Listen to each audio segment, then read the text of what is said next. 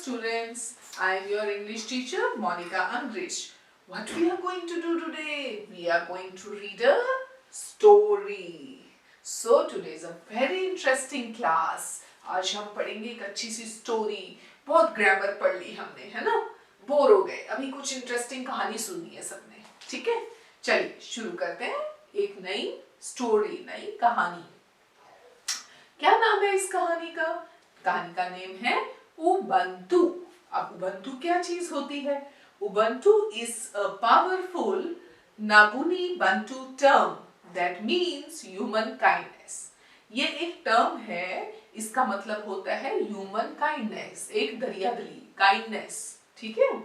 For caring, sharing and being in harmony with all of creation. जितनी भी creation है इस दुनिया की, उसके साथ मिलके रहना, शेयर करना, उसको केयर करना, इसको क्या कहते हैं? उबंटू. ठीक है?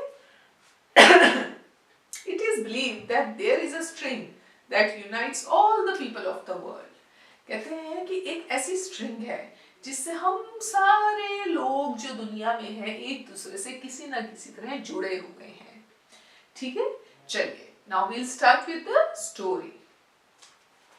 Once there was an anthropologist. अब ये anthropologist क्या चीज है? बड़ा अजीब सा नाम है.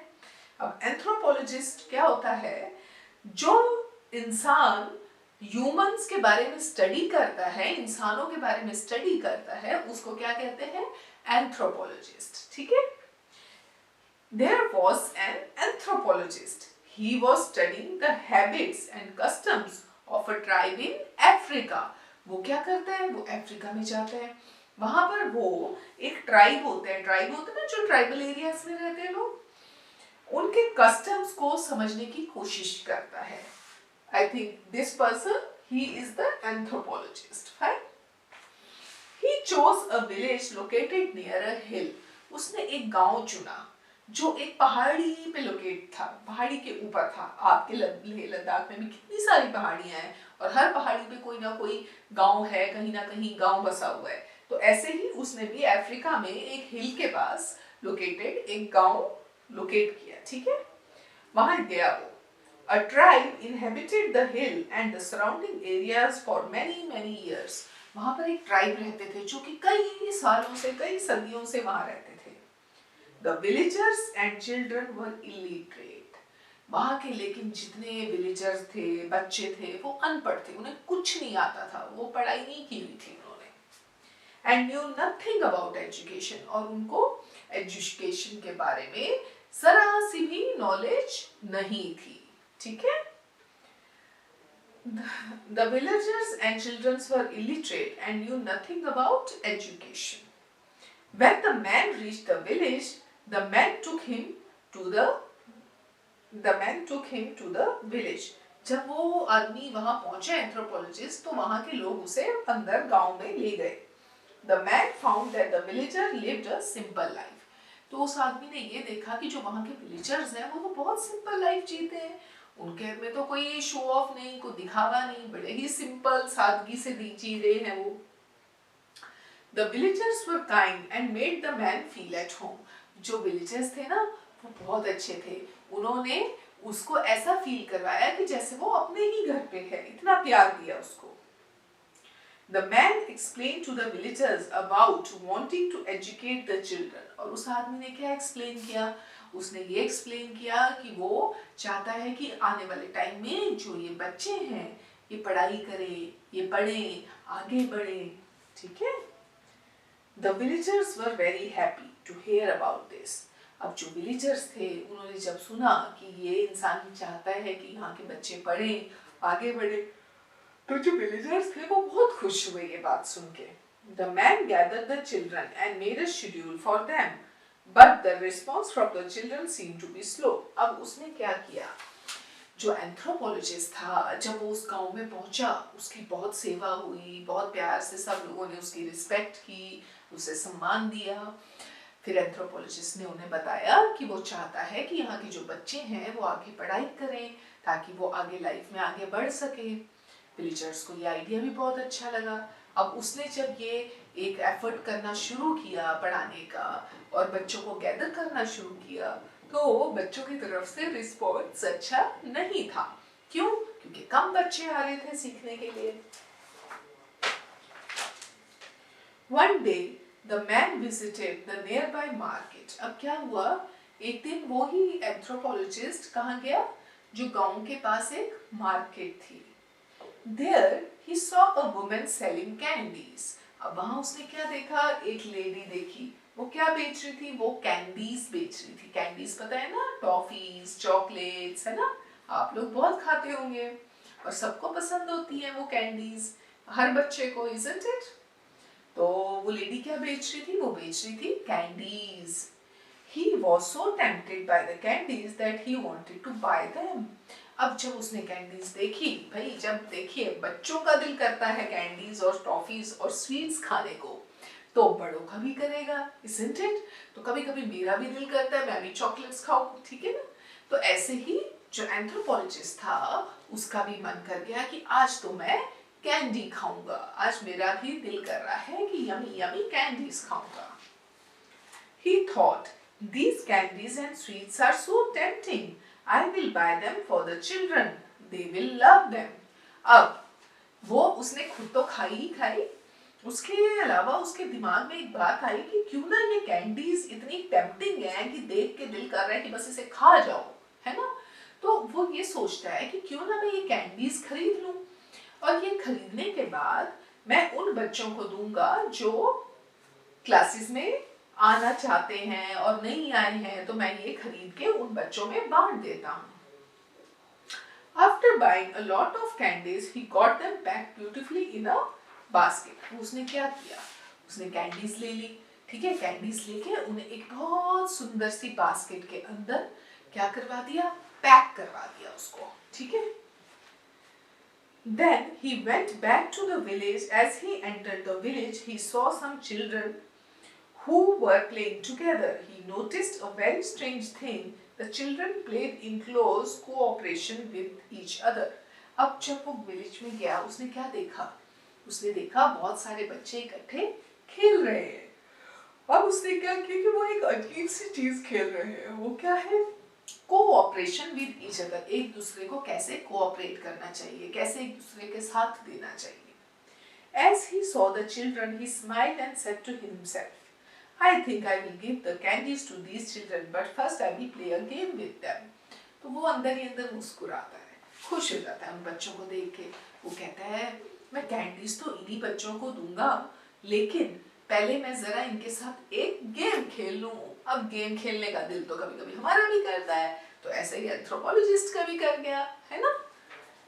चलिए, The man took the basket of candies and tied it with a red ribbon. अब उसने जो बास्केट था ना कैंडीज का, उसको क्या किया, उसको रेड रिबन से सुंदर सुंदर बांध दिया।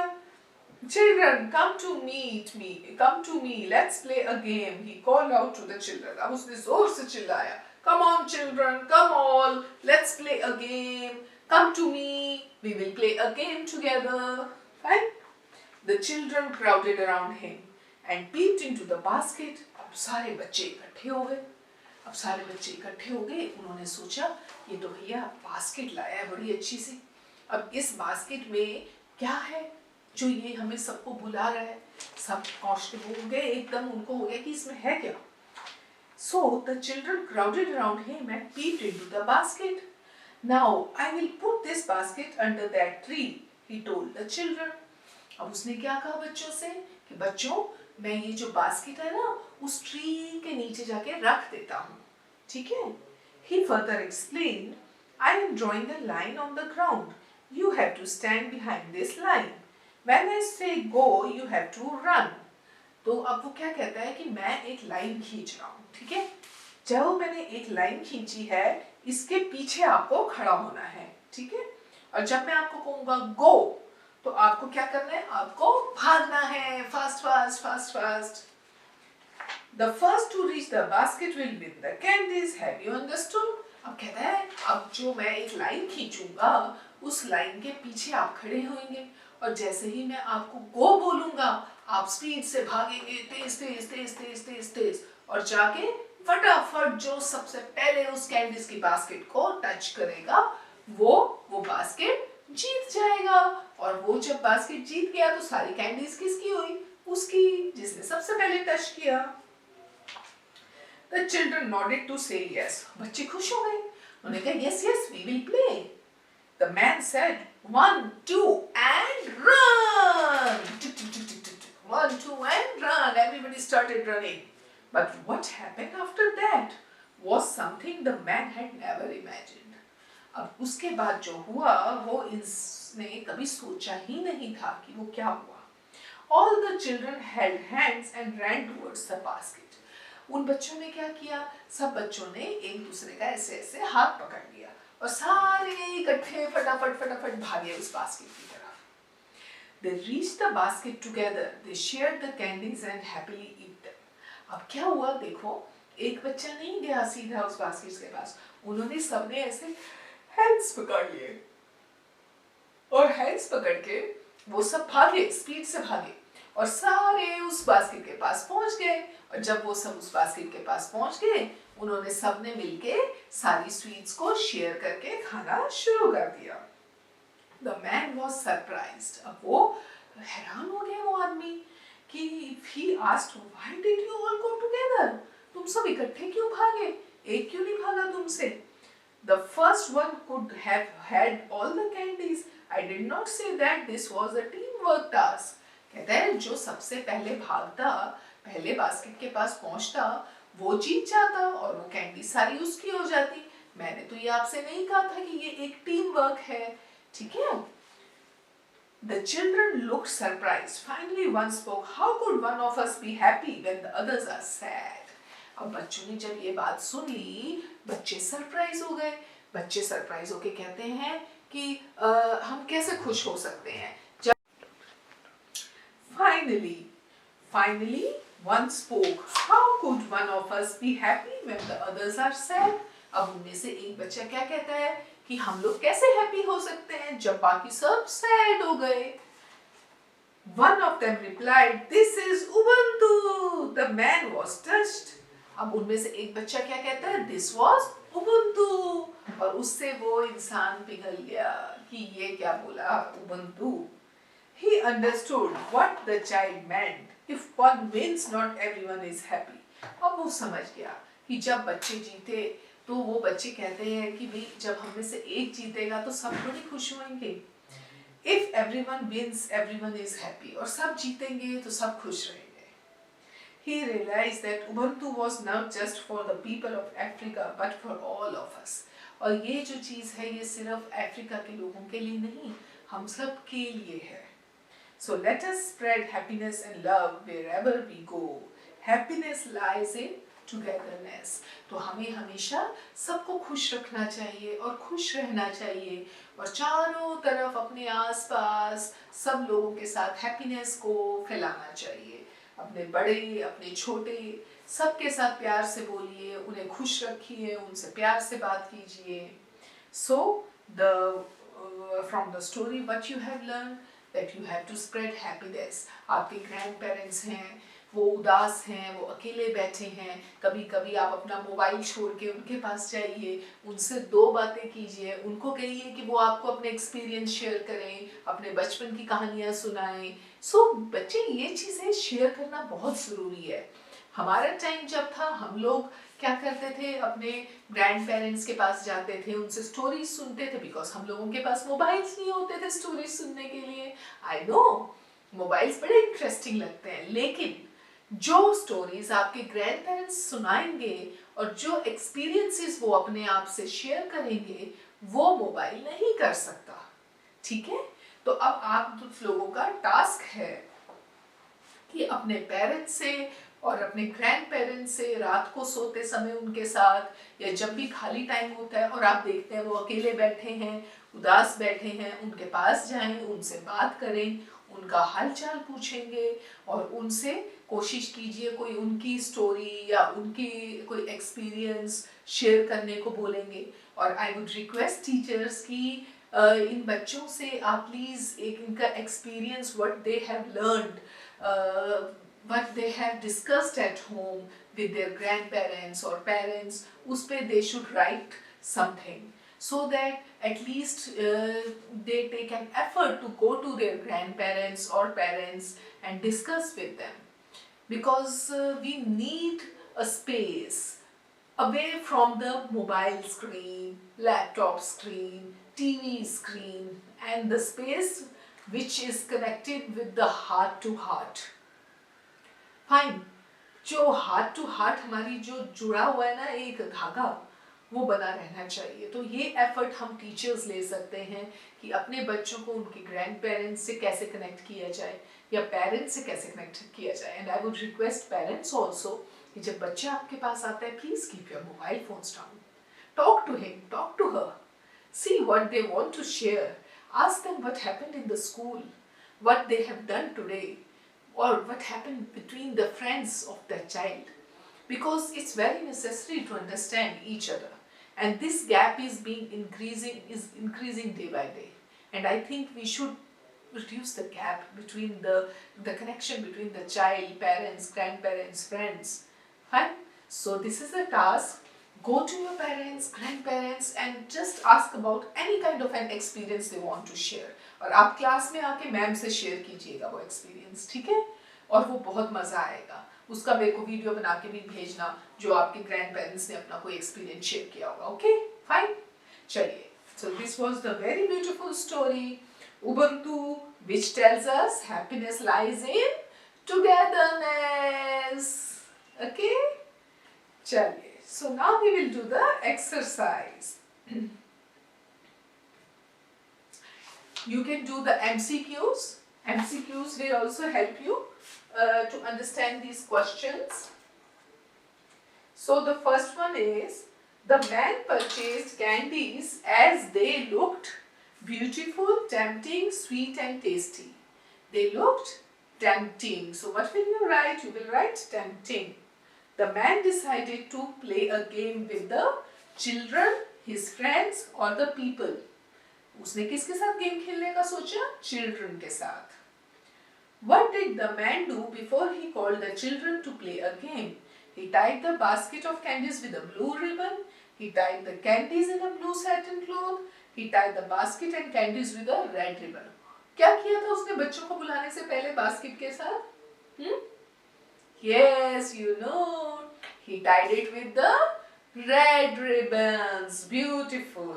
So आप ये MCQs करेंगे and even you can go through the word meanings also. I would request the cats कि आप help कीजिए इस chapter के beginning में इनके word meanings भी दिए हुए हैं, तो वो भी बच्चों को जरूर करवाइए so that they are clear with the words like the anthropologist, what is it? उसका word का meaning लिख के इसी बहाने बच्चे डिक्शनरी में देखेंगे, मीनिंग लिखें, फिर उससे एक सेंटेंस बनाने की कोशिश करें। Candies, cooperation, crowded, customs, kindness, pact, इनके वर्ड मीनिंग्स के इनको डिक्शनरी से ढूंढने दीजिए वर्ड्स, इनके मीनिंग्स ढूंढे और उसके बाद मीनिंग्स ढूंढने के बाद उनका सेंटेंस बनाने की कोशिश करें। ठीक है, चलिए अब हम आगे चलते हैं एक्सरसाइज पे।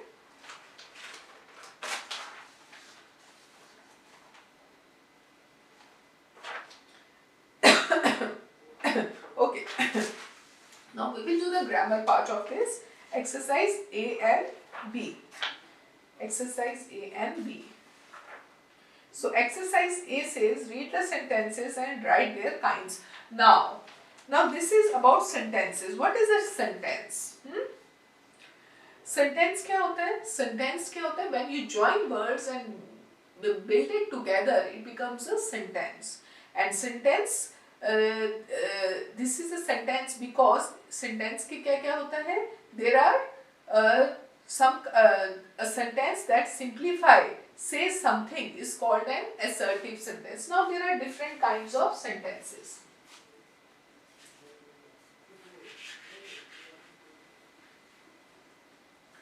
एक होता है हमारा assertive sentence. Assertive sentence.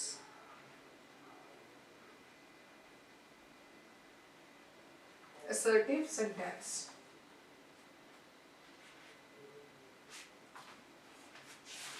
दूसरा होता है हमारा imperative sentence.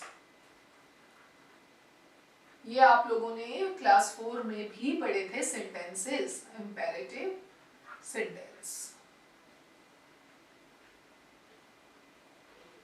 Third one is interrogative sentence.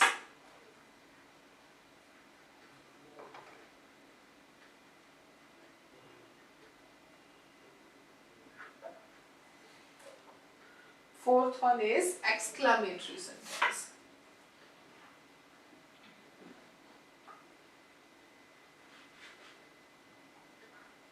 Fine, these are the 4 types of sentences which even you have studied in your 4th class. So, assertive sentence. The sun rises in the east. Assertive.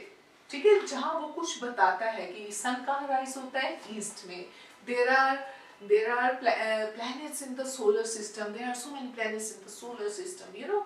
So it is telling you something. That will be assertive sentence. Then there is imperative sentence. A sentence that expresses a command, a request or an advice is called an imperative sentence. Don't shout, don't make noise, finish your food. You know, when you order something or when you command something, उसको हम क्या कहते हैं? उसको कहते हैं imperative. जब आप किसी को command करते हैं. Then there is a sentence that makes a question. अब कोई question put up करता है आपको, तो वो क्या होता है? Interrogate करना, interrogative. What are you doing? What are you playing? Right? तो question put up कर रहा है. So when it is putting up a question, that will be interrogative. Now the last one is the exclamatory. A sentence that expresses a strong feeling is called exclamatory. जहाँ आपकी कोई strong feeling हो, उसको क्या कहते हैं? Exclamatory. What a beautiful scene! Amazing! It was wonderful to watch you walk like that. You know, एक expression देना. Wow! Amazing! है ना? Beautiful. तो एक expression की तरह जब आप किसी चीज को बोलते हैं, तो वो क्या होता है? Exclamatory. और उसमें क्या लगता है? Exclamation mark. So let's do the exercise A. Read the sentences and write their kinds. अब आपको ये sentences पढ़ने हैं और इसमें हमें बताना है इसमें assertive कौन सा है, imperative कौन सा है, ठीक है? ये sentences बताने हैं. What do you want? Now first one, what is it? First one is exercise A. First one is what do you want? What is it? It is asking a question. तो आप क्या लिखेंगे उसके आगे? Interrogative. Interrogative sentence. ठीक है? Interrogate कर रहा है वो, आपसे क्वेश्चन पुट अप कर रहा है, कह रहा है व्हाट डू यू वांट, आपको क्या चाहिए, है ना? इंटेरोगेट कर रहा है ना, तो it is interrogative sentence. Wow what a beautiful dress. अब यहाँ क्या है? He is expressing wow what a beautiful dress. तो wow what a beautiful dress, ये क्या आएगा? Exclamatory. Exclamatory sentence.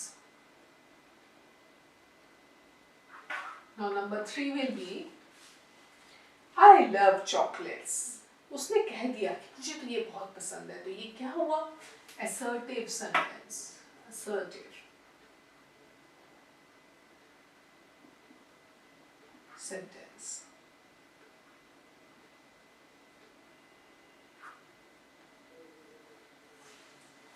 And number 4 will be please shut the door.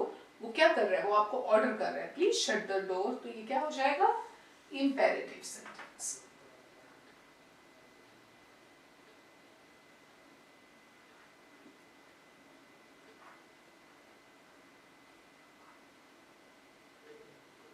ठीक है?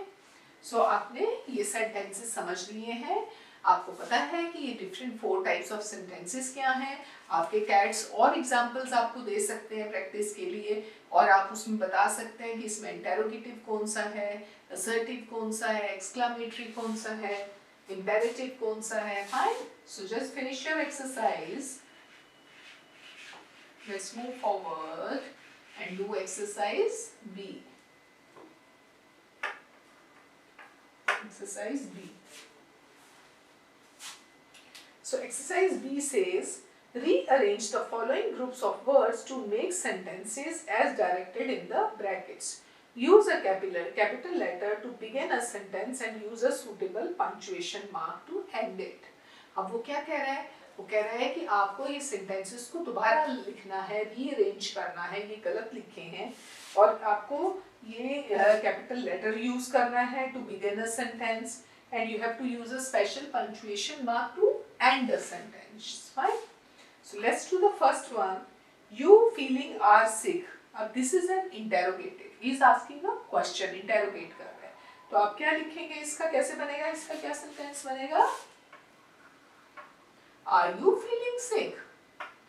Are you feeling sick?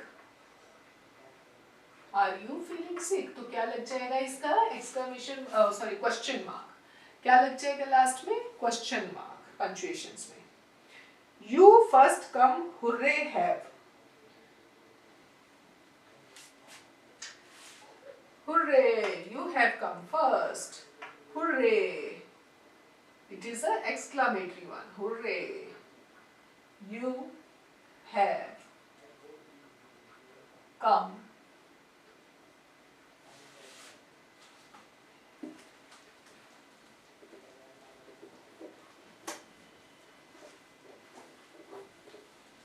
first. ठीक है? So this will be exclamatory. Now the next one is Mahesh fine is player. Assertive. Mahesh is a fine player. It's just saying, declaring it. Mahesh is a fine player. Full stop. Right? Now the last one says touch, don't, painting the. It is an imperative. It is ordering you. Don't do that. That way. So it will be, fourth will be, don't touch the painting. The painting.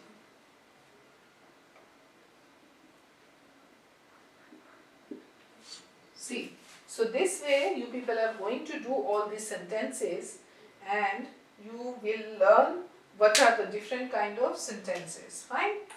So please write down in your notebooks or books wherever your cats say, so that your practice is done about different 4 kind of sentences. And even the cats can give them more examples to work on as an homework or can be done in the class and discussed in the class.